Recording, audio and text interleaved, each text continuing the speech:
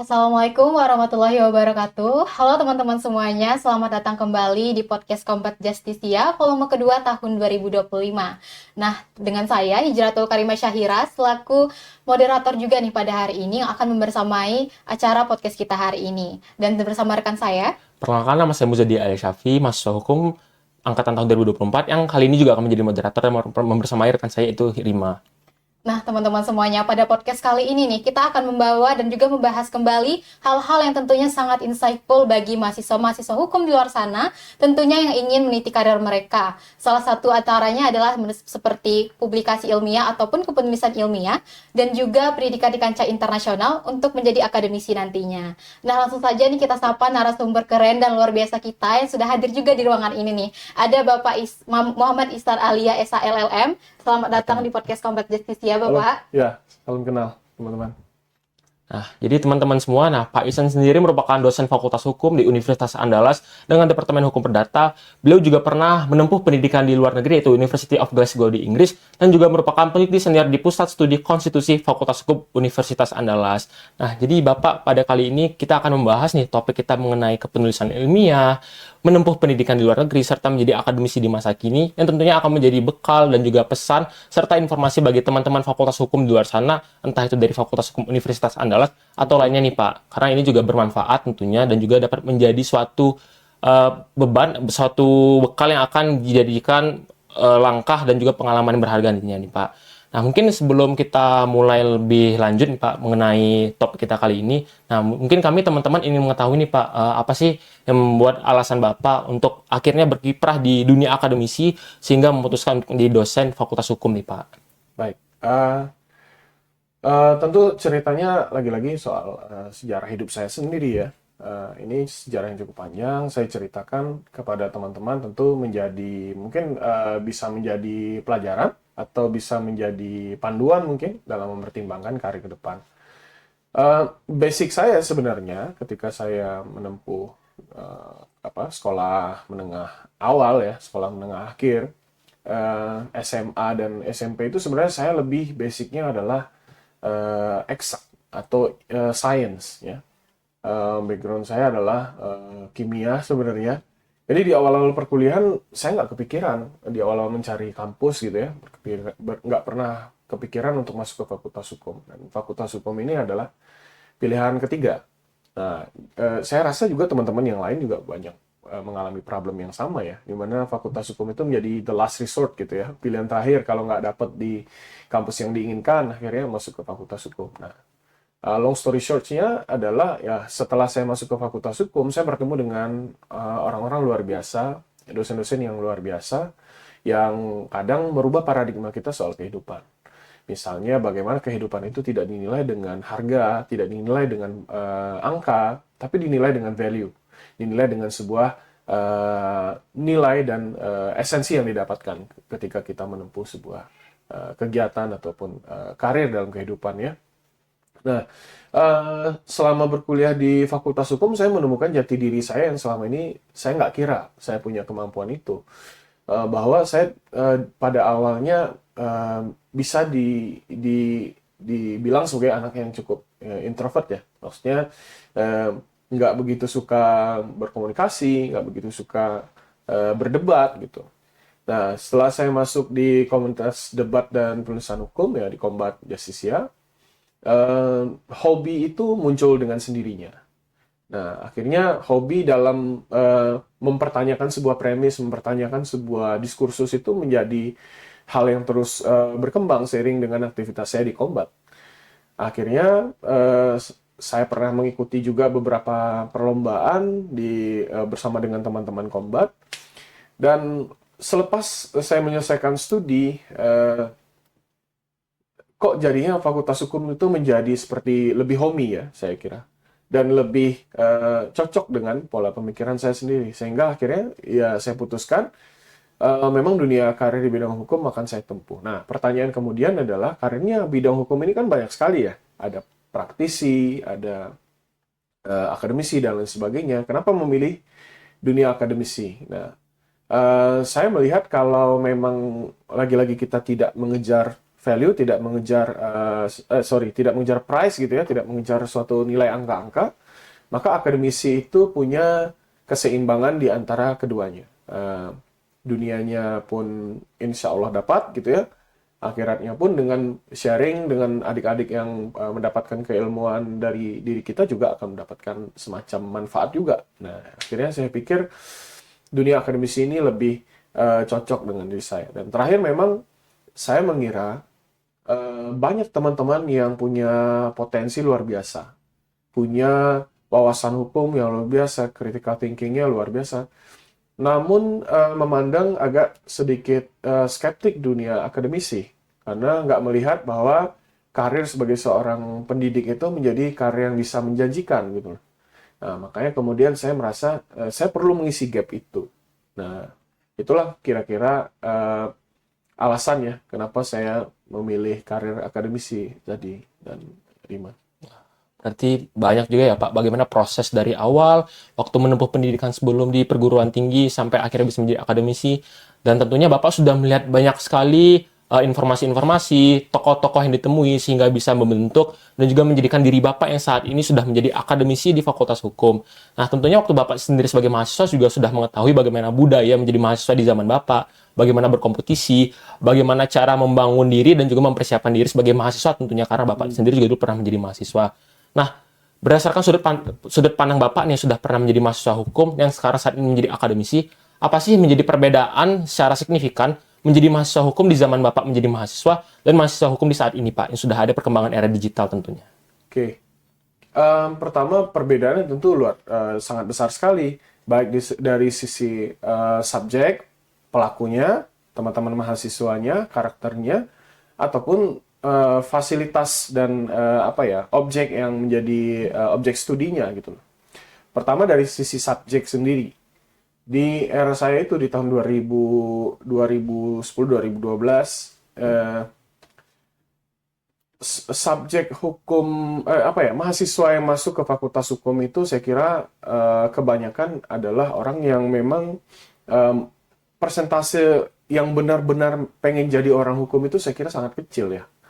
Karena memang di saat itu saya pun punya banyak teman-teman yang satu angkatan yang benar-benar memang dari awal itu saya cita-cita mau jadi seorang hakim misalnya atau pengacara, itu jumlahnya sangat kecil.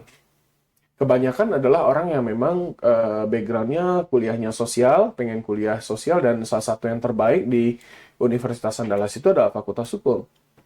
Atau mungkin pertimbangannya adalah seperti saya tadi, mengambil dua jurusan yang memang sangat diinginkan, lalu ada satu jurusan yang kalaupun lulus di situ, is a safe zone lah, ya kan? Nah, itu perbedaan subjeknya. Yang kedua, karakteristik subjeknya pun berbeda. Ya, banyak teori yang sudah membuktikan, studi yang menjelaskan bahwa generasi teman-teman ini dengan generasi kami punya kultur dan behavior yang berbeda, ya kan? Tapi saya mengira perbedaan itu nggak terlalu signifikan. Misalnya, kalau di era kami itu masih sangat dekat dengan pendidikan yang diturunkan oleh Gen Alpha, baby boomers misalnya kan. Artinya orang-orang yang lebih tua itu kan pendidikannya lebih saklek ya. Sementara di era teman-teman tuh pendidikan sudah lebih fleksibel misalnya. Lalu soal karakteristik dan kepribadian sendiri. Tapi saya kira perbedaan itu nggak terlalu signifikan. Perbedaan yang paling signifikannya adalah letak pada fasilitas. Nah, teman-teman sekarang ini diuntungkan dengan lebih aware-nya kampus kita, lebih kolaboratifnya kampus kita dalam memfasilitasi teman-teman yang ingin berkembang. Misalnya dalam hal perlombaan, dalam hal mengikuti kegiatan ekstrakurikuler, ataupun dalam memastikan seluruh fasilitas pendidikan itu memang diberikan yang terbaik. Nah, ini saya kira yang teman-teman punya adalah sebuah privilege ya, sebuah insentif yang teman-teman punya, dan saya kira itu harus digunakan secara lebih baik untuk menutupi misalnya ada semacam gimmick-gimmick yang mengatakan wah kalau Gen Z ini kan katanya nggak terlalu kuat ditempa gitu, hidupnya lembek misalnya kan. Tapi saya kira itu sebuah perspektif yang sulit juga dibuktikan kebenarannya. Karena teman-teman hari ini sebenarnya punya privilege yang banyak, lebih baik, orang tua sekarang tuh lebih aware soal pendidikan, soal bagaimana menjaga balance-nya mental dan physical health-nya anak gitu ya. Jadi saya kira bedanya dulu dan sekarang ada bedanya, tapi dua-duanya punya plus minusnya masing-masing. Kelima. Wah, menarik sekali apa yang sudah disampaikan Pak Ihsan ya teman-teman. Jadi tadi Bapak sudah menyimpulkan nih Pak, bahwa baik dari generasi Bapak maupun generasi sekarang itu memang memiliki ciri-ciri dan juga keunikannya sendiri, mulai dari kultur maupun fasilitas ya Bapak. Di mana saat ini kita sudah memiliki lebih banyak fasilitas, sudah didukung oleh universitas maupun juga orang tua kita sendiri. Nah, kalau begitu Pak, kalau kita kaitkan dengan kepenulisan ilmiah nih Pak, mengapa kemudian menulis itu menjadi hal yang penting bagi mahasiswa hukum untuk menjadi bekal bagi mereka untuk meniti karir mereka selanjutnya nih Pak? Oke. Gini, saya pernah baca sebuah novel judulnya El Labrador, karya Mario Vargas Llosa. El Labrador ini kalau di bahasa Indonesia kan artinya sang pengoceh. Dia menceritakan soal seorang pemuda di sebuah kampung di Meksiko yang kemudian punya critical thinking yang sangat luar biasa. Misalnya dia suka mengkritik bagaimana wali kota di sana mengambil keputusan, mengelola pasar dan lain sebagainya. Tapi kemudian ternyata dengan dalam tanda kutip mengoceh saja kadang-kadang tuh nggak cukup. Nah, ketika Anda cuma sampaikan sebuah kritik atau premis itu dalam bentuk vokal saja atau dalam bentuk saya nggak tahu hari ini, tapi kalau hari ini mungkin Anda bisa videokan, bisa dokumentasikan. Tapi setidaknya adalah ketika Anda hanya punya kemampuan berbicara saja, maka seringkali saya kira itu tidak substantif masukannya. Dan ketika Anda menulis juga, selain menjadi masukan itu menjadi lebih substantif, masukan ataupun kritik itu juga akan menjadi lebih terstruktur, ya kan? Ketika Anda menulis, Anda akan mengantarkan orang, baik orang yang awam ataupun orang yang sudah mengerti dengan topik itu, dengan menggunakan bahasa-bahasa yang lebih mudah dipahami, tapi tetap santun dan akademik, ya kan? Nah, ini yang kemudian menjadi tantangan dalam menulis. Nah, termasuk saya sendiri. Saya itu, kalau dalam penilaian banyak teman-teman, punya kemampuan verbal yang lebih baik dibandingkan dengan kemampuan menulis, misalnya. Maka PR-nya itu adalah untuk bagaimana apa ide ataupun gagasan yang sangat mudah disampaikan ketika bicara secara verbal, itu bisa dituliskan dengan baik agar orang bisa mengerti. Nah, bedanya kan kalau kita hari ini seperti di podcast ataupun kita videokan gitu ya, teman-teman bisa mengerti itu dengan bantuan saya menggunakan mungkin mimik, tatapan, dan intonasi misalnya. Tapi kalau dengan tulisan, Anda harus lebih groundbreaking dalam menulis. Sehingga ada poin-poin yang benar-benar dirasakan gitu ketika menulis. Nah, itu perbedaannya. Kenapa orang hukum harus menulis? Nah, itu tadi. Ketika hukum itu hanya dibicarakan aja, kalau istilah yang sering disampaikan Bang Ferry, parlemen itu hanya parley saja, hanya bicara saja, tanpa pernah melakukan membuat fungsi legislatifnya berjalan dengan membuat undang-undang itu menjadi nyata, makanya kita akan menghadapi sang pengoceh saja, tapi nggak pernah benar-benar punya substansi. Nah, makanya penting bagi teman-teman hukum untuk tidak hanya dalam tanda kutip mengoceh, tapi juga harus bisa menuliskan, harus bisa menarasikan dalam bentuk tulisan yang bisa dimengerti. Baik Bapak, tadi Bapak juga sempat menyebutkan ya, memang mahasiswa hukum itu memiliki dua basic skill yang memang harus dikuasai, yaitu berbicara dan juga menulis nih Pak. Mungkin setiap mahasiswa hukum itu sendiri mungkin memilih kecenderungan mereka, apakah mereka ingin lebih ke berbicara atau mungkin menulis Pak. Namun kalau misalkan mahasiswa hukum yang baru pertama kali menulis nih Pak, apakah dan dia belum punya pengalaman sama sekali nih, apakah Bapak ada memberikan saran langkah awal apa yang bisa mereka ambil untuk menentukan jalannya penulisan tersebut nih Pak? Oke. Pertama perlu ditegaskan dulu ya, untuk Anda bisa mulai menulis, maka perlu ditanamkan satu prinsip ini. Dan prinsip ini yang cukup saya tekuni ya. Prinsipnya adalah bahwa tulisan yang baik itu adalah tulisan yang diselesaikan. Sehingga menulis atau tidak, baik atau tidaknya seorang penulis adalah ketika tulisan itu dia selesaikan. Kenapa? Karena setelah tulisan itu selesai, akan ada semacam feedback, ada semacam overview, ada semacam evaluasi terhadap tulisan-tulisan yang sudah dibuat. Dan saya sendiri merasakan, kalau saya bandingkan misalnya opini yang saya tulis di Padang Express, pertama kali saya tulis Selamat Datang Presiden ke-7 untuk Presiden Joko Widodo waktu itu. 2019 ya. Oh enggak, 2015 berarti kan. Nah, di awal periode pertama Presiden Jokowi. Nah, itu saya menulis sebuah opini di Padang Express waktu itu. Saya bandingkan dengan tulisan yang sudah saya tulis belakangan, itu luar biasa perbedaannya. Nah, jadi apa prinsip yang harus ditanamkan ketika mau mulai menulis? Menurut saya yaitu prinsip bahwa menulis itu adalah ya menulis. Bahwa orang nggak, oh saya harus baca ini dulu, saya harus baca ini dulu. You can do it later. Tapi setidaknya ketika ada ide, gagasan gitu ya. Nah, kalau Anda tahu salah satu dosen kita yang cukup rajin menulis itu Bang Antoni Putra. Nah, kalau Anda lihat Antoni menulis, Antoni itu punya karakter menulis adalah dia menulis apapun ketika gagasan itu muncul. Baik itu di handphone, di notes, di WhatsApp, di laptop gitu ya. Dalam kesibukan apapun ketika dia sedang berpikir dan bermanifestasi, ternyata muncul sebuah ide, gagasan, dia langsung menulis. Nah, perbedaan ini sangat jauh dengan saya misalnya.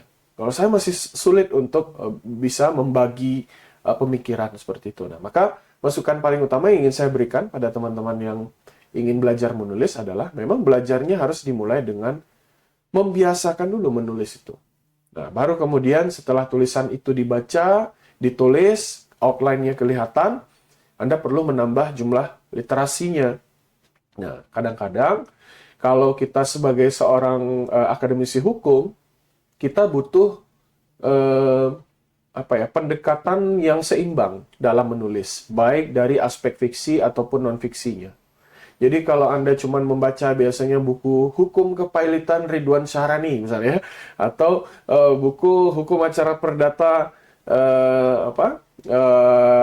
Salim misalnya. Nah, ini Yahya Harahap gitu. Nah, itu saya kira pasti gaya penulisan teman-teman yang seperti itu pasti akan sangat monoton dan datar gitu ya, seperti buku-buku kuliah. Maka perlu juga memperkaya pembacaan bukunya. Nah, seperti saya ingat di awal-awal saya menulis itu, salah satu buku pedoman saya adalah malah buku sebuah puisi yang dikarang oleh Aan Mansur. Judulnya Melihat Api Bekerja. Nah, itu malah banyak gombalan-gombalan, teknik-teknik debat, teknik-teknik tulisan yang saya malah ambil di situ gitu. Nah, tadi sebenarnya saya mau bawa nih teman-teman mungkin buku-buku yang saya sering baca, dan bahkan kalau buku Aan Mansur itu Anda bisa lihat nanti kulit bukunya tuh udah letak ya. Mungkin dalam pertemuan berikutnya kita bisa liatin tuh. Udah letak karena saya sering baca, sering bolak-balik sampai saya hafal beberapa puisinya misalnya. Nah, dan itu muncul dalam ketika saya menulis, cara memilih vocabularies-nya, cara memilih kosakata dan sebagainya. Itu.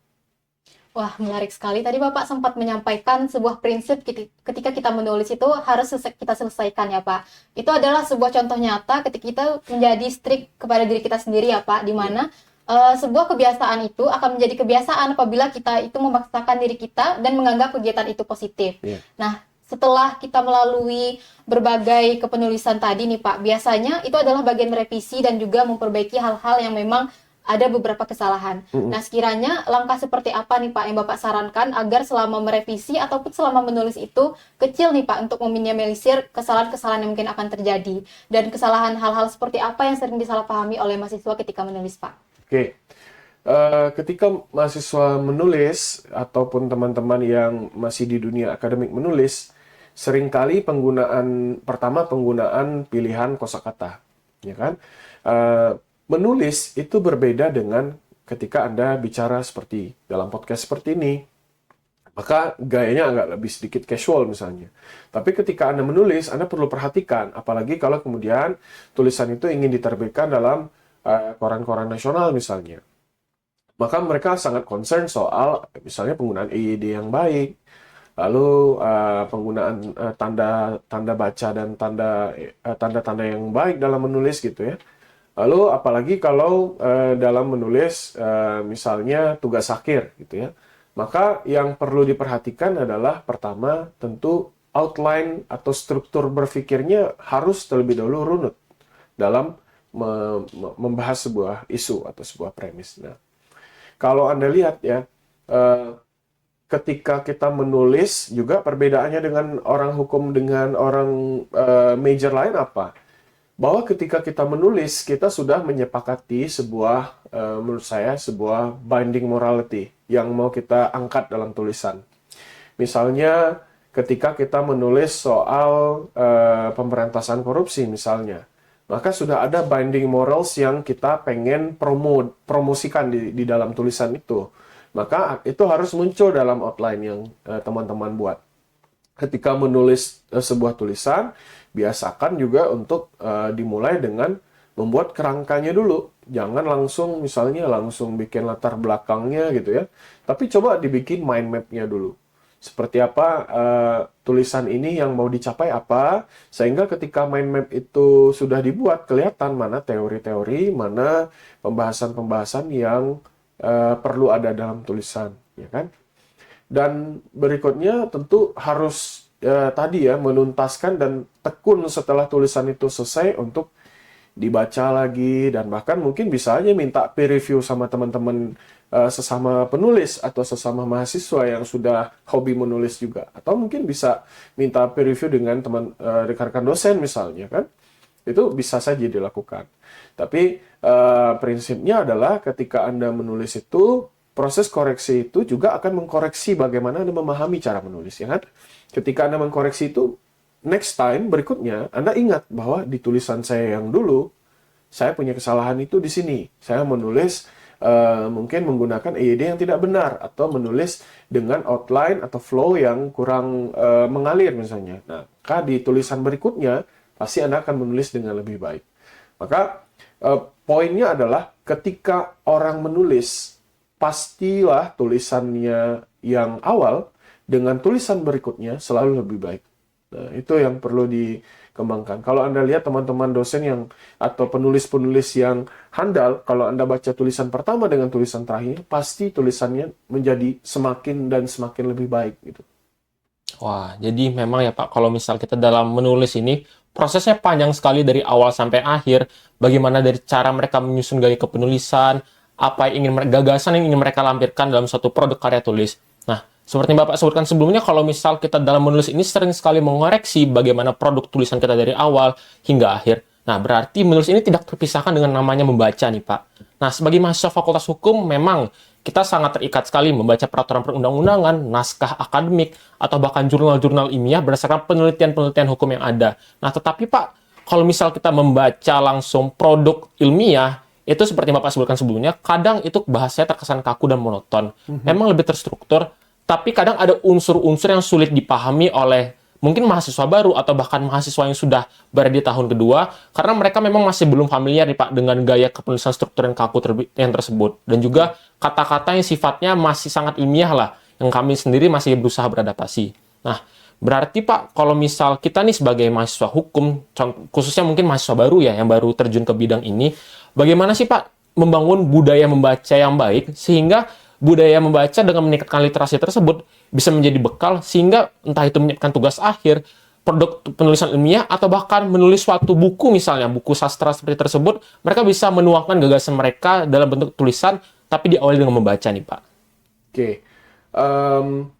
Nah, challenge teman-teman khususnya yang sudah terpapar teknologi yang cukup maju sekarang ya, saya kira perbedaannya dengan generasi dulu adalah kami mungkin di awal-awal umur kanak-kanak tuh belum terlalu aware dengan YouTube, belum terlalu aware dengan informasi yang terdistribusi secara singkat.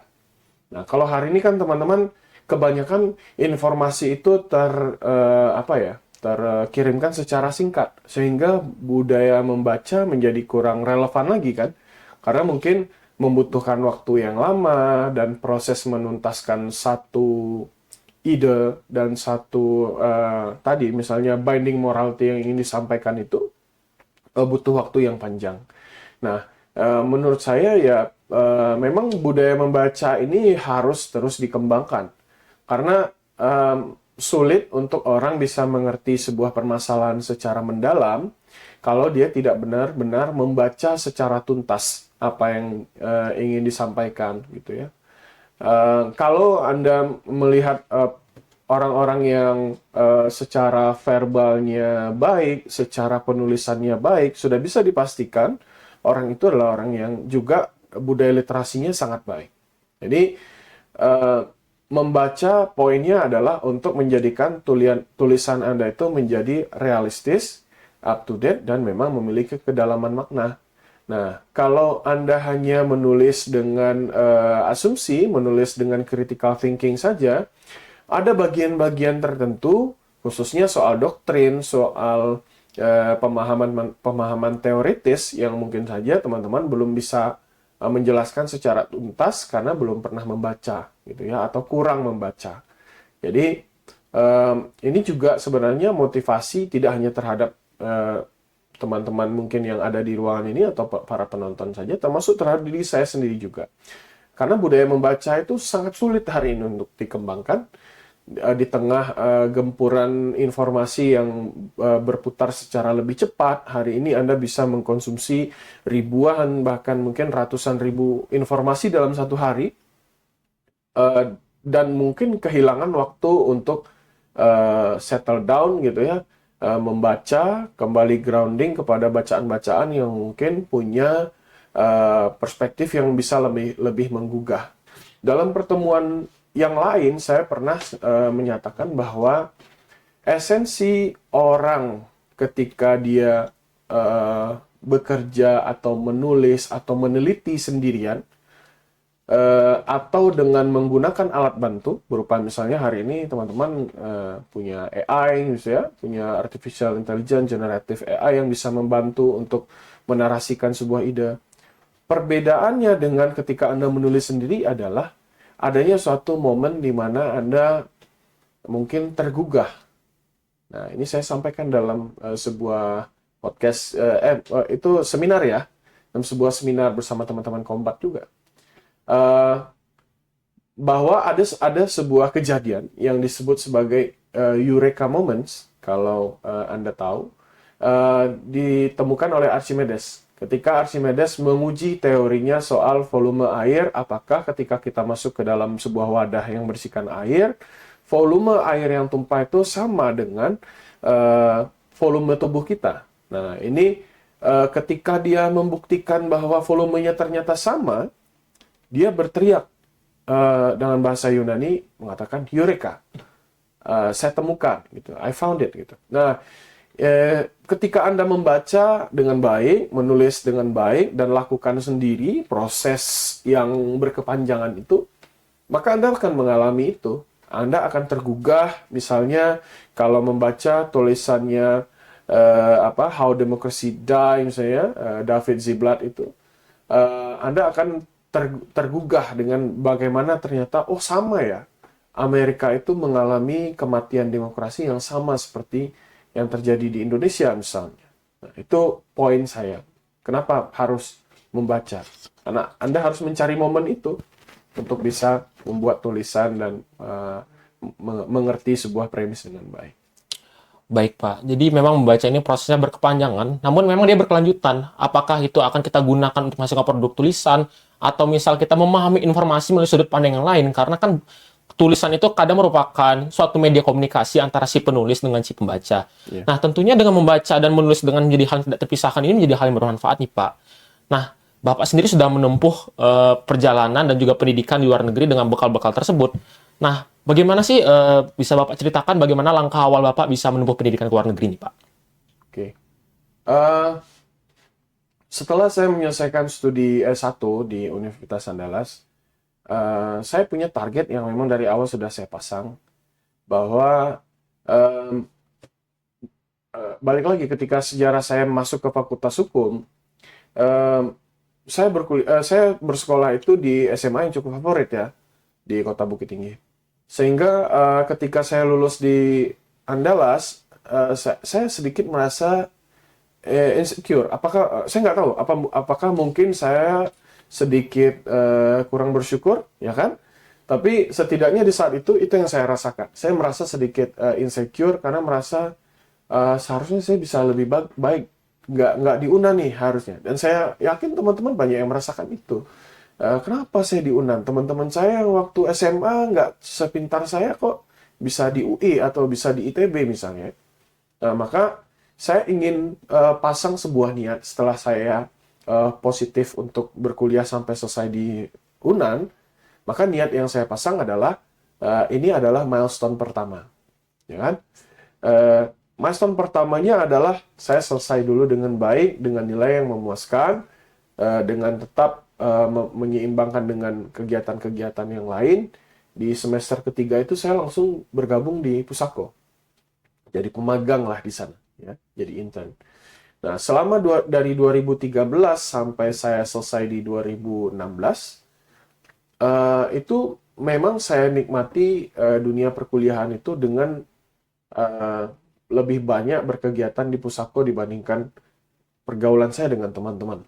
Jadi kalau Anda tanya, saya termasuk yang kurang nggak begitu punya banyak teman di angkatan saya dulu. Ada beberapa teman yang memang sangat dekat, itu saja. Dalam pergaulan saya nggak begitu banyak bergaul. Nah, tapi kemudian saya merasa saya ingin menguji diri saya sendiri setelah saya selesai di Universitas Andalas ini, apa yang bisa saya lakukan, gitu ya. Nah, karena memang saat itu saya pengen jadi dosen dan syaratnya harus minimal S2, akhirnya saya pikir kenapa nggak coba iseng-iseng saya jadi dosen, jadi mahasiswa di kampus luar negeri gitu. Nah, ditambah lagi dengan kemampuan bahasa Inggris yang sudah saya pelihara sejak lama. Kalau teman-teman yang kenal dengan saya tahu sekali bahwa sejak SD itu saya sering kalau pulang sekolah di kelas 5, kelas 6 SD itu diajak oleh beberapa teman-teman di lingkungan rumah saya di Bukit Tinggi itu menjadi tour guide di Kota Bukit Tinggi. Jadi jadi tour guide kalau lihat ada orang asing gitu ya, turis mancanegara yang lagi muter, strolling around Bukit Tinggi, pasti saya beranikan diri buat nyapa-nyapa. Saya masih ingat salah satu cerita yang cukup unik. Saya mengarang sebuah jembatan yang ada di Kota Bukit Tinggi dan saya bilang itu, this is Siti Nurbaya Bridge, where Samsul Bahri meet Siti Nurbaya. Nah, itu mereka percaya-percaya aja gitu. Nah, dan singkat cerita dari situlah kepercayaan diri dan kemampuan bahasa Inggris saya itu tumbuh ya. Sehingga setelah saya selesai studi S1, saya kira bahasa Inggris menjadi salah satu kemampuan yang bisa saya andalkan. Dan akhirnya saya pertimbangkan untuk mengambil beasiswa untuk sekolah di luar negeri. Nah, itulah alasan kenapa saya kemudian memilih sekolah di luar negeri. Jadi, baik, terima kasih Pak. Jadi memang dari awal Bapak sudah menentukan nih milestone pertama menjadi mahasiswa Fakultas Hukum, sudah memproyeksikan langkah-langkah untuk kedepannya, entah waktu menjadi akademisi, dengan proyeksi untuk menjadi mahasiswa juga di luar negeri. Dan tentunya kita memang dalam menempuh pendidikan itu bermanfaat nih Pak. Nah, tapi tentunya dalam pendidikan dalam negeri dan juga luar negeri itu ada sekali berbagai budaya yang berbeda. Selain itu persaingannya juga, iklim persaingannya mungkin berbeda, serta cara kita mencari informasi itu mungkin berbeda ya Pak, karena memang kita di luar sana itu bertemu dari mahasiswa mancanegara yang dari banyak sekali latar belakang budaya. Nah, tentunya Pak, dari perjalanan Bapak selama menempuh pendidikan nih Pak, menempuh pendidikan di luar negeri, apa saja sih cerita mengenai manfaat ataupun misal hal-hal yang sangat tidak dapat terlupakan nih Pak, yang menurut Bapak hal inilah yang membuat saya sangat dalam menempuh pendidikan di luar negeri ini merupakan hal yang tidak bisa terbayarkan gitu dalam mencari pendidikan ya Pak, dalam mencari informasi dan juga lain sebagainya. Itu merupakan hal yang sangat penting bagi Bapak. Oke.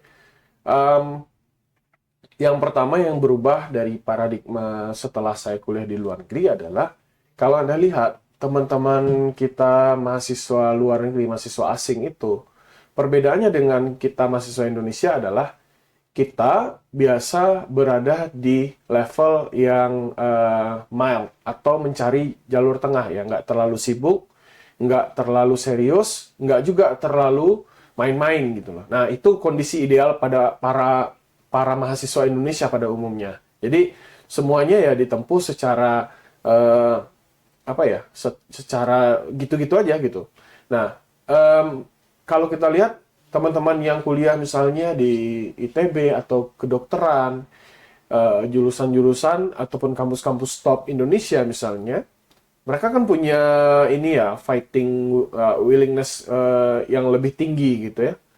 Dan kita lihat juga ritme mereka berkuliah tuh lebih berat dibandingkan kita kan. Nah, sehingga saya dulunya berpikir bahwa ya mungkin kuliah hukum ini memang seperti ini, memang ringan, rileks gitu ya, nggak terlalu banyak tugas misalnya. Tapi setelah saya sampai di sana, perbedaannya adalah tugas itu sama aja, memang nggak banyak, nggak ada tugas yang dikasih dosen itu nggak banyak. Tapi ritme dan apa ya, style dalam belajar itu sangat sangat berbeda. Misalnya kalau di luar itu Anda bisa temukan ada beberapa meja-meja di perpustakaan itu yang harus di-booking untuk bisa belajar di situ. Karena mayoritas Anda temukan saya contoh di kampus saya Glasgow itu perpustakaannya 11 lantai.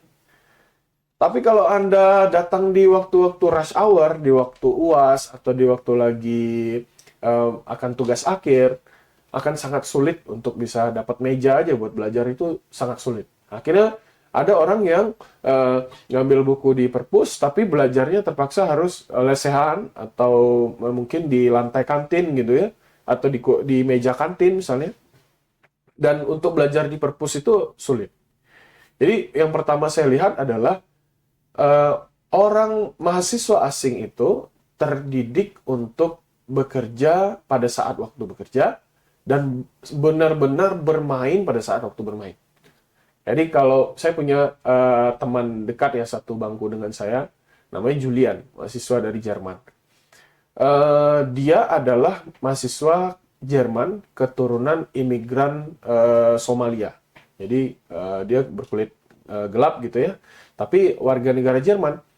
Sehingga kalau yang saya benar-benar ingat sekali, untuk saya pergi dengan dia misalnya sepulang dari kuliah, kemudian kami janjian mau ke perpus misalnya. Saya harus sangat tepat waktu dengan dia. Termasuk ketika janjiannya adalah misalnya sekedar untuk pergi makan misalnya, pergi makan ramen. Nah, bahkan kalau saya telat aja, itu saya ditegur oleh dia. Nah, jadi perbedaan yang paling utama saya lihat adalah kita itu suka ya waktu kita mau belajar, kita belajar, tapi kalau capek kita berhenti. Nggak benar-benar memaksakan ketika mau belajar tuh harus belajar gitu.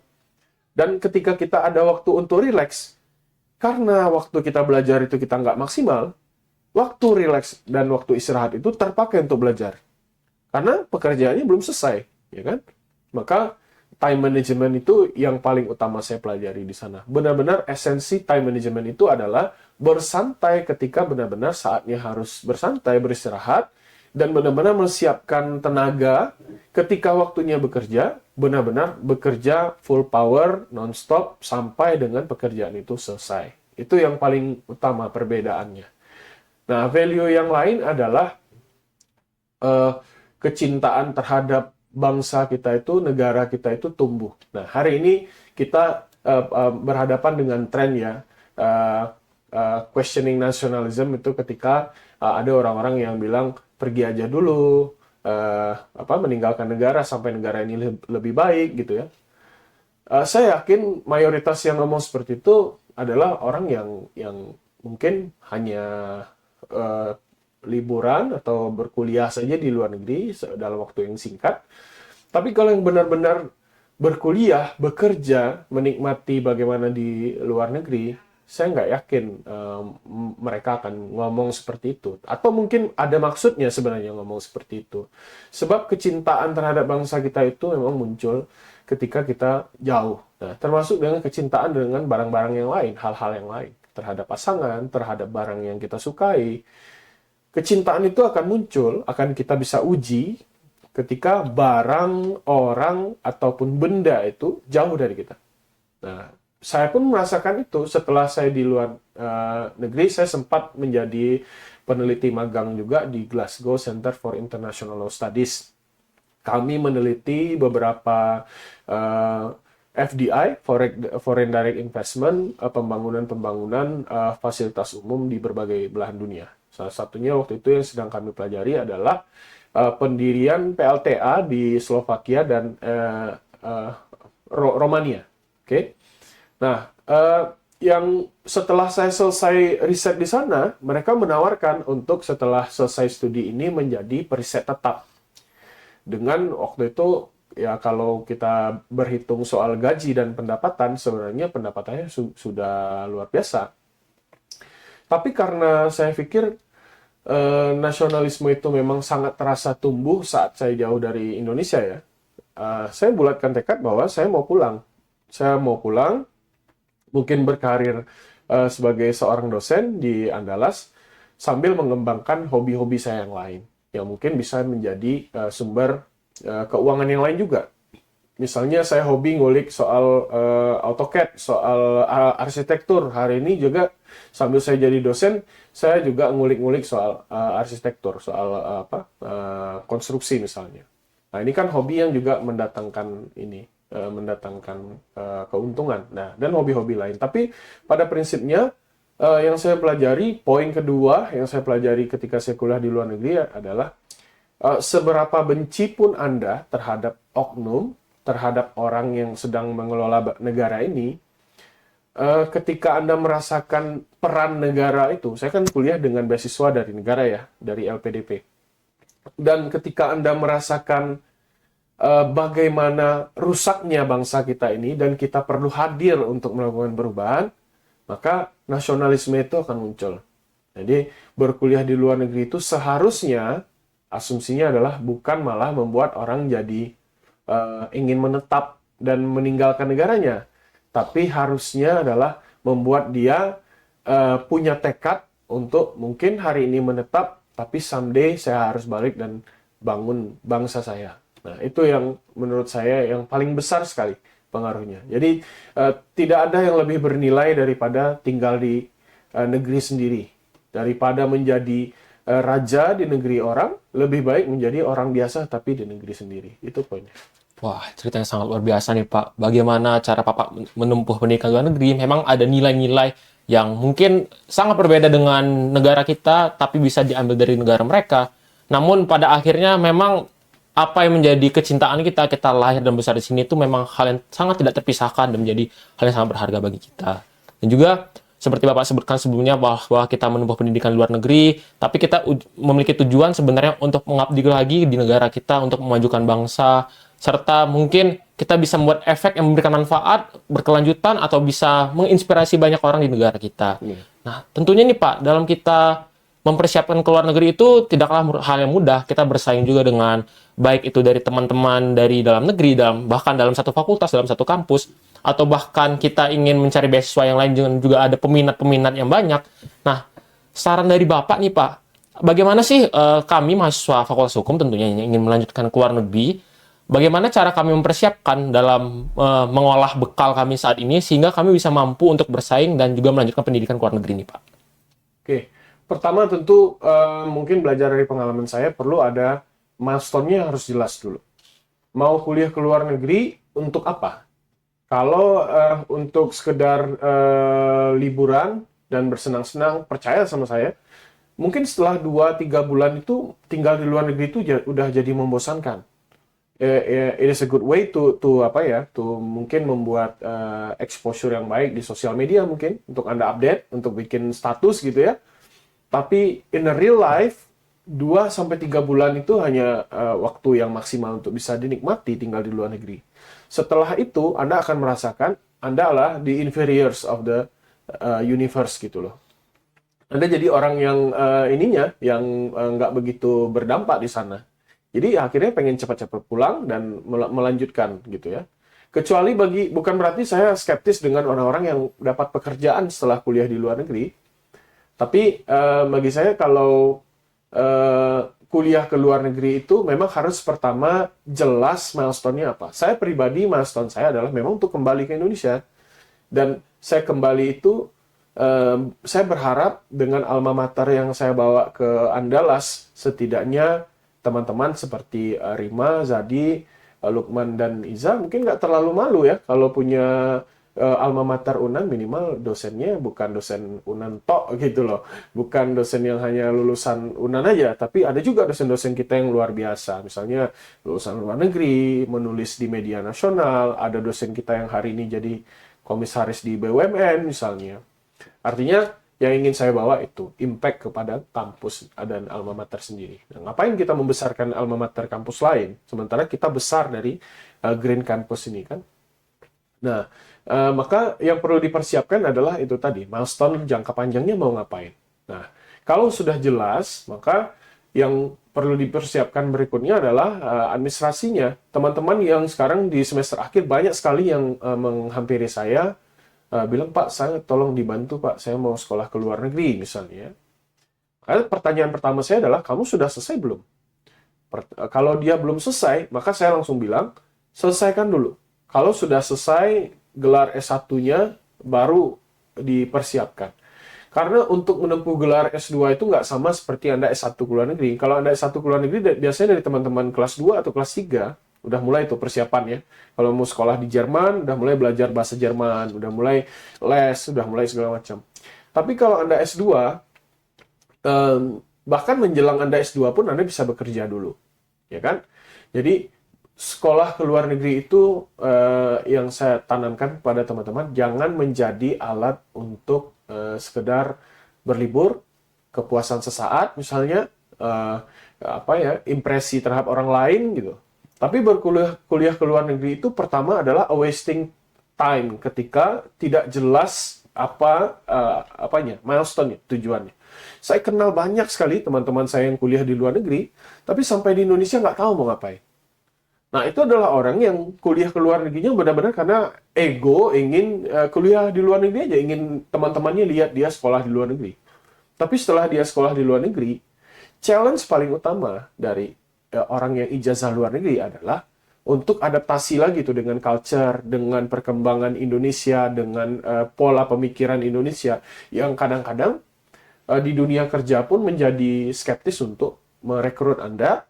Karena, wah udah sekolah luar negeri nih, gimana mau digaji berapa misalnya? Atau dia sekolah di luar negeri, tapi ketika dites ke pemahaman soal hukum Indonesia atau soal regulasi di Indonesia, dia nggak begitu paham ternyata.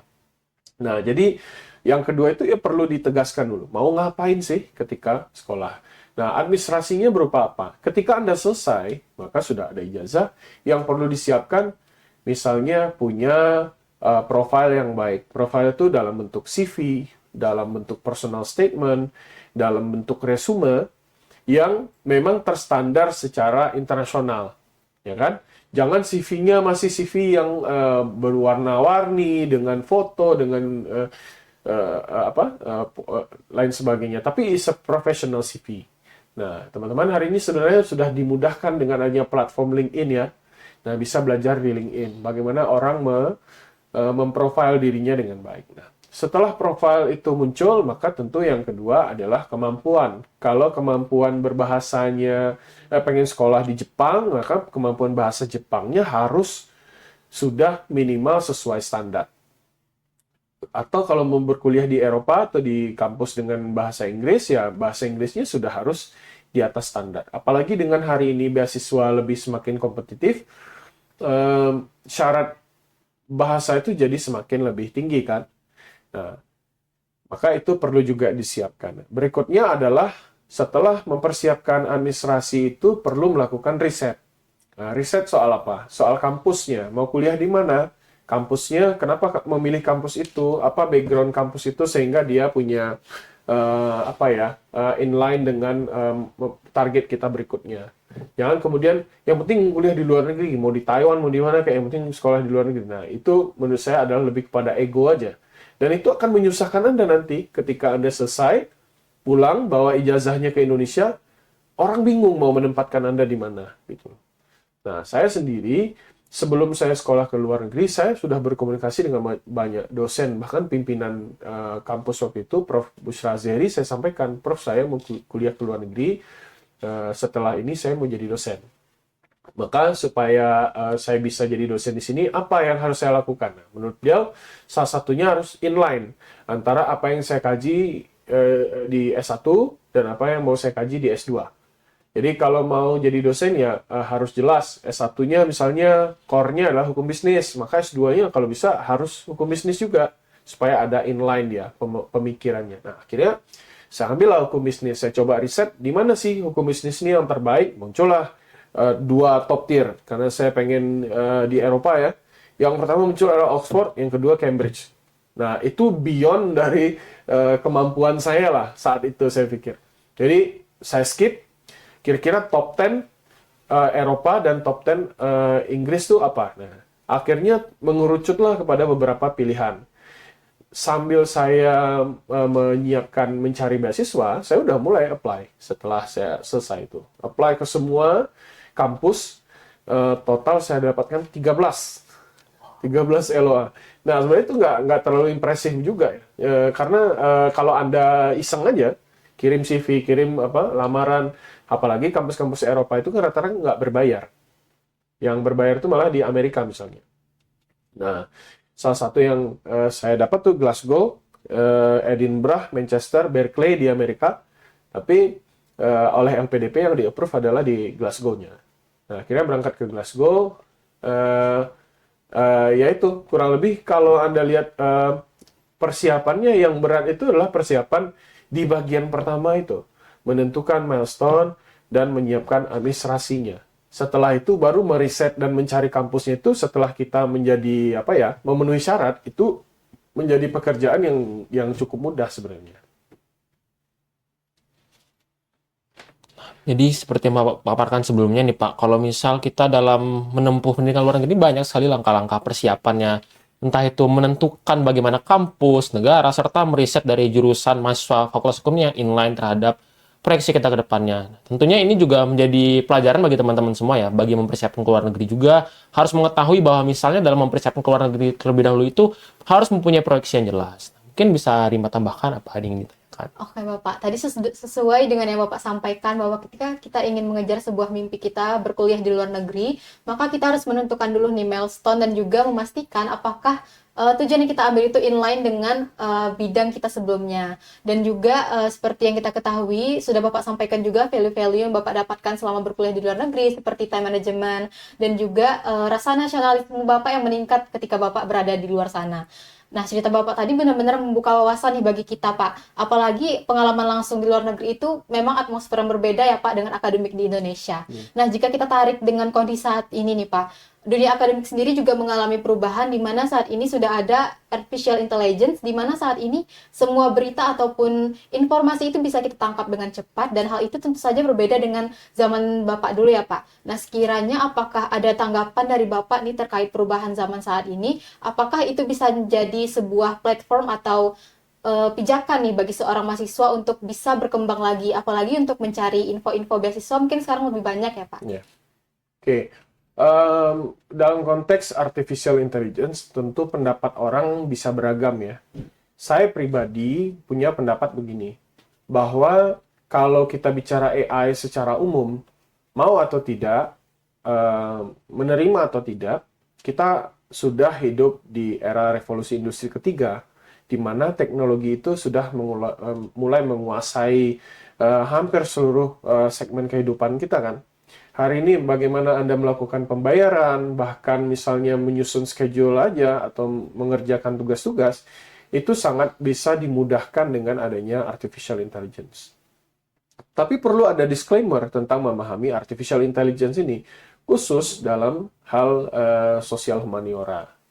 Saya mengira yang perlu kita disclaimer pertama adalah kalau kemudian yang kita gunakan adalah generative AI dalam menelurkan ide, dalam mengeluarkan dan mencetuskan sebuah premis, saya nggak setuju dengan adanya AI. Kenapa? Karena sulit untuk AI itu bisa melakukan assessment terhadap sebuah permasalahan itu secara objektif dan disertai dengan human conscience-nya juga. Nah, ini yang kan kelemahan daripada AI itu, salah satunya adalah kemampuan AI untuk merasakan dan punya pertimbangan-pertimbangan humanis itu sangat rendah. Itu satu. Kedua, reliability dan akurasi informasinya juga hari ini masih menjadi sebuah problem. Sehingga kalau Anda tidak benar-benar memahami apa yang dimaksud atau dibicarakan dalam sebuah diskursus, kemudian bertanya kepada AI, akan makin sesat jadinya. Tapi kalau kemudian AI itu menjadi alat brainstorming gimana? Boleh atau tidak? Saya pribadi, orang mungkin bisa berpendapat lain, tapi saya pribadi merasa kalau kita sudah punya gagasannya, sudah jelas tadi ya, binding morality-nya apa yang mau disampaikan, kemudian poin-poin outline-nya apa, kemudian Anda ingin brainstorming dengan AI, saya gunakan teori apa ya yang kurang lebih sesuai dengan tren, misalnya bahasan-bahasan jurnal dalam 5 tahun terakhir misalnya. Itu sangat boleh sekali. Atau kemarin saya contohkan di forum yang lain, ada AI yang benar-benar fungsinya adalah untuk memberikan Anda guideline dalam memilih literatur bacaan-bacaan. Salah satunya Open Knowledge Map AI. Nah, di mana dia membuatkan peta jalan artikel atau buku mana yang harus Anda baca terkait dengan isu yang Anda lempar ini. Misalnya kita lempar sebuah isu korupsi atau pidana mati gitu. Nah, nanti akan keluar mind map-nya untuk menjelaskan, materi ini jurnal yang banyak dikutip soal pidana mati, sehingga Anda harus baca dulu. Nah, ini menurut saya bagus. Atau kemudian misalnya meminta AI untuk melakukan screening terhadap mungkin penggunaan tanda baca yang tidak benar, penggunaan EYD yang tidak baik gitu ya. Ini kan lebih mempermudah sebenarnya, apalagi di era di mana Anda mungkin untuk membuka buku EYD yang tebalnya luar biasa itu sudah mulai malas gitu ya. Mungkin saja bisa minta bantuan kepada AI untuk melakukan screening. Tapi kalau Anda minta bantu, tolong buatkan saya sebuah jurnal tentang ini. Nah, itu menurut saya itu yang akan membuktikan teori brain rot teori itu, bahwa AI itu ketika digunakan secara berlebihan dan membuat ketergantungan akan menyebabkan terjadinya pembusukan otak dan tergerusnya critical thinking. Nah, itu mungkin yang perlu dipertimbangkan ketika menggunakan AI. Baik Pak, berarti dari penyampaian Bapak tadi bisa kita simpulkan bahwa penggunaan AI itu masih dibenarkan apabila masih tidak mengganggu critical thinking kita dan juga tidak mengganggu kemampuan yang kita miliki untuk mengambil dan menganalisis dari pemikiran kita itu sendiri, Pak. Nah, dari sudut pandang Bapak sendiri, jika kita tarik ke konteks masa kini juga nih Pak, sebagai seorang akademisi dan juga dosen, bagaimana perbedaan mendasar antara peran dosen dahulu dan zaman sekarang, Pak? Oke. Saya kira perbedaan dosen dulu dengan zaman sekarang ya. Zaman sekarang, khususnya saya yang mengajar teman-teman milenial, Gen Z dan Alpha ya. Perbedaan teman-teman ini kan Anda mungkin bisa dibilang jauh lebih smart dalam membaca sebuah permasalahan, dalam mengerti sebuah perkembangan, khususnya perkembangan teknologi, sehingga mendidik teman-teman di era hari ini dengan dahulu ya tantangannya adalah ketika Anda mendidik di era zaman dahulu itu sifatnya sangat monolog ya, artinya saya cukup menyampaikan, teman-teman mencatat dan nanti keluar waktu ujian gitu ya. Tapi kalau hari ini, Anda in the split of seconds, Anda bisa memvalidasi apa yang saya sampaikan itu menggunakan gadget Anda saja. Misalnya kalau saya bilang sesuatu teori atau sebuah gagasan misalnya, yang menurut Anda kok agak aneh, dan Anda ingin cari kepastiannya, nah Anda bisa lakukan di gadget. Nah, jadi dari aspek kredibilitas dan akurasi yang saya sampaikan di dalam kelas itu harus sangat terukur. Jadi perbedaannya dengan sekarang, dosen harus benar-benar yakin apa yang dia sampaikan itu benar-benar dia kuasai dan dia pahami. Nah, itu pertama. Namun challenge-nya adalah yang kedua, generasi hari ini cukup skeptis ketika isu yang dibahas itu tidak relevan dengan kehidupan mereka sehari-hari. Jadi saya merasakan di dalam kelas itu saya jarang temukan mahasiswa yang aktif secara umum. Tapi mungkin hanya satu atau dua saja yang mau memberikan feedback. Nah, kenapa kemudian saya punya memori yang baik misalnya terhadap orang-orang yang cukup aktif di dalam kelas. Saya rekan-rekan Anda ini, Iza sama Lukman ini cukup aktif di dalam kelas saya. Nah, maka saya punya memori yang cukup saya ingat gitu ya, beberapa orang yang saya rasa cukup aktif dalam kelas. Nah, berbeda misalnya kita kalau lagi-lagi kalau Anda sekolah di luar negeri, itu untuk bertanya dan diskusi dengan dosen itu rebutan. Jadi kalau ditanya any question, bisa dibilang 2/3-nya pasti angkat tangan. Nah, apa mungkin karena itu kelas S2, saya nggak tahu juga. Tapi saya lihat di beberapa kelas lain yang kelas undergrad, yang S1 juga seperti itu. Karena kultur kelasnya sudah dibangun sesehat itu ya, ketika Anda dalam kelas itu nggak ada yang dalam tanda kutip mentis Anda atau bercandai kalau misalnya terlalu aktif dalam kelas gitu ya.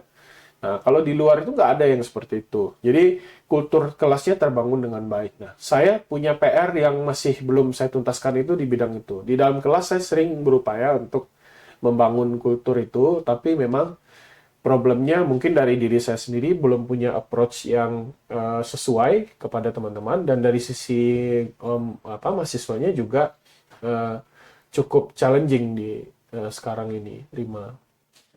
Baik Pak, berbicara tentang karir mengenai akademisi di saat ini nih Pak, dalam memproyeksikan hal tersebut, langkah seperti apa yang bisa Bapak sarankan, dan juga strategi seperti apa yang bisa kami persiapkan bagi mahasiswa hukum di luar sana yang bercita-cita ingin menjadi akademisi di masa era digital saat ini Pak?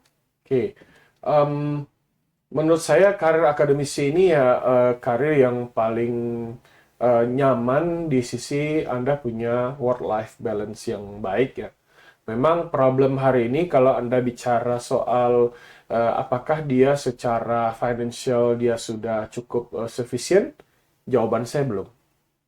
Entry level sebagai seorang dosen itu cukup bisa dibilang berdarah-darah ya. Nah, ini sedang diperjuangkan juga nih oleh teman-teman asosiasi dosen untuk misalnya punya kesejahteraan yang lebih baik misalnya kan. Tidak hanya dosen, saya kira pemerintah kita punya perhatian yang sangat rendah sekali terhadap segmen pendidikan. Pada konstitusi itu sudah jelas ya, memerintahkan 20%, 1/5-nya itu harus dialokasikan untuk pendidikan. Nah, saya tidak tahu apakah ini bisa kita rubah dalam jangka panjang, tapi setidaknya yang perlu dipahami adalah ketika Anda menjadi seorang dosen, maka untuk hidup cukup sudah pasti akan Anda dapatkan. Tapi kalau untuk hidup berkecukupan, saya kira menjadi dosen nggak bisa menjadi pilihan. Jadi kembali kepada diri sendiri, mau hidupnya seperti apa.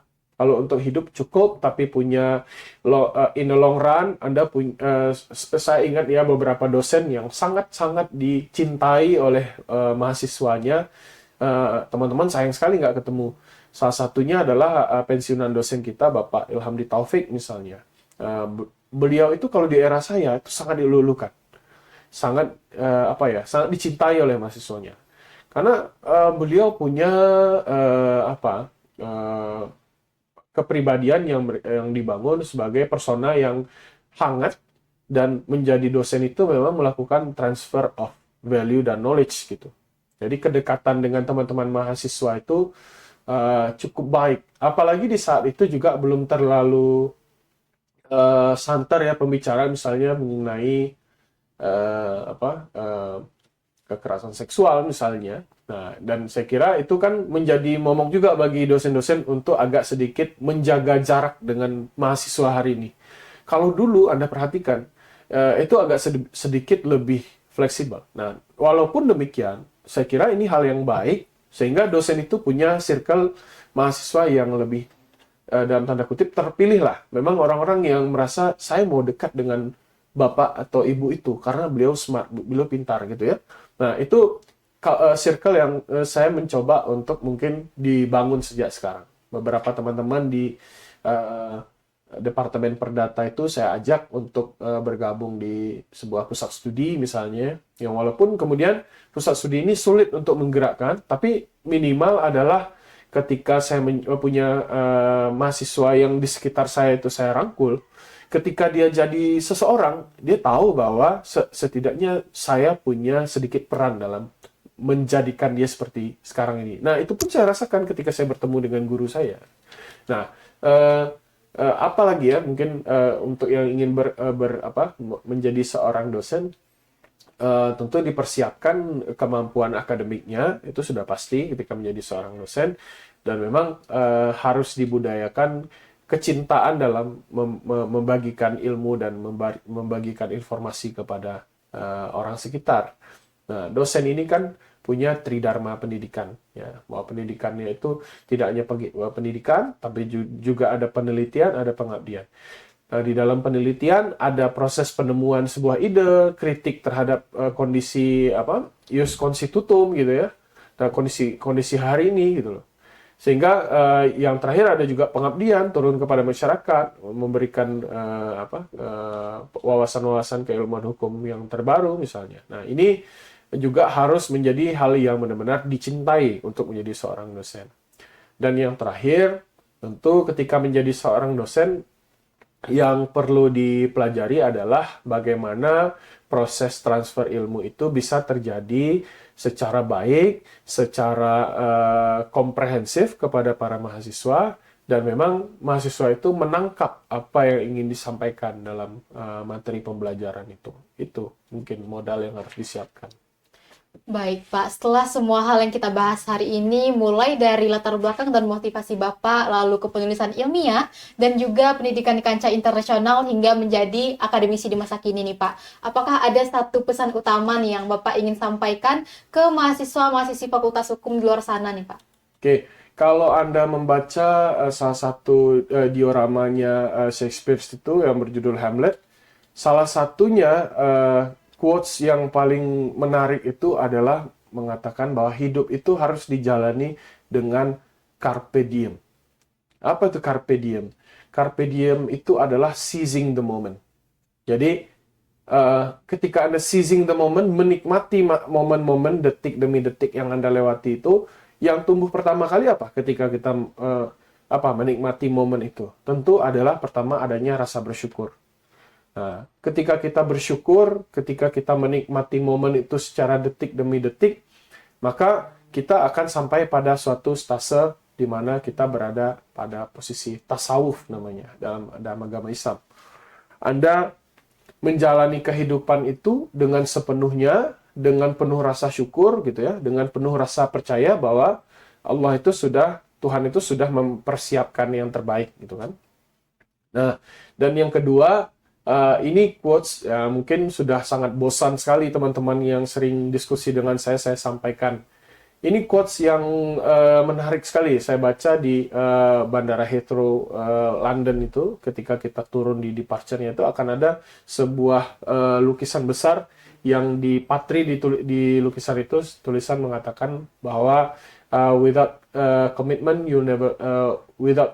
you will never start. But without consistency, you will never finish, katanya. Jadi kalau nggak ada komitmen untuk benar-benar mau memulai, memasang milestone target kehidupan itu nggak akan pernah mulai. Tapi kalaupun sudah punya komitmen, sudah memasang keinginan, tapi nggak konsisten, ya kan? Kalau Anda konsisten disiplin, konsisten tepat waktu, maka harus tepat waktu terus gitu. Nah, kalau Anda konsisten orangnya fleksibel, orangnya suka menikmati hidup itu secara lebih rileks gitu. Ya harus konsisten seperti itu orangnya. Sepanjang konsisten itu ke arah yang lebih baik gitu ya. Maka konsistensi itu penting. Nah, pesan saya adalah dan ini juga tentu menjadi ini juga ke dalam diri saya, pesan kepada diri saya sendiri bahwa dua hal itu perlu dipupuk dengan baik. Pertama adalah perlu Anda menikmati momen yang kita temui sekarang. Saya bertemu dengan Zadi, bertemu dengan Rima, saya nikmati sekali Karena mungkin saja 20-30 tahun kemudian Anda adalah seseorang yang susah saya temui. Setidaknya pernah saya satu forum dengan teman-teman berempat ini. Nah, yang kedua adalah yang perlu dilakukan yaitu menanamkan hidup itu dengan sebuah komitmen dan menuntaskan hidup itu dengan sebuah konsistensi. Itu poin dari saya. Wow, pesan utama yang sangat luar biasa nih teman-teman semua. Dari awal kita melangsungkan pembicaraan pada kali ini ditutup dengan pesan utama yang luar biasa bahwa kita harus mulai dengan suatu komitmen dan juga harus menjalankan dengan suatu konsistensi agar bisa menyelesaikan apa yang kita tujukan. Dan terasa nih Pak bahwa pembicaraan kita dari awal Bapak menyampaikan bagaimana nih kepenulisan yang baik, motivasi bagi teman-teman semua, serta bagaimana mahasiswa Fakultas Hukum ingin melanjutkan studi ke luar negeri, serta kita membahas bagaimana cara menjadi akademisi. Setelah berbagai pembicaraan yang kita lakukan, telah sampailah pada ujungnya nih Pak. Nah, sekali lagi terima kasih banyak Bapak telah hadir pada podcast kami pada kali ini. Semoga informasi yang Bapak sampaikan dapat bermanfaat bagi teman-teman semua di luar sana, bagi mahasiswa Fakultas Hukum maupun bukan, serta bagi kami tentunya Pak. Terima kasih sekali lagi Bapak atas kesempatan yang sangat luar biasa ini, tentunya akan sangat bermanfaat bagi kami, dan juga ini merupakan proses teman-teman semua agar kita terus tumbuh dan berkembang, karena kita adalah we are what we think. Baik, saya akhiri. Wassalamualaikum warahmatullahi wabarakatuh.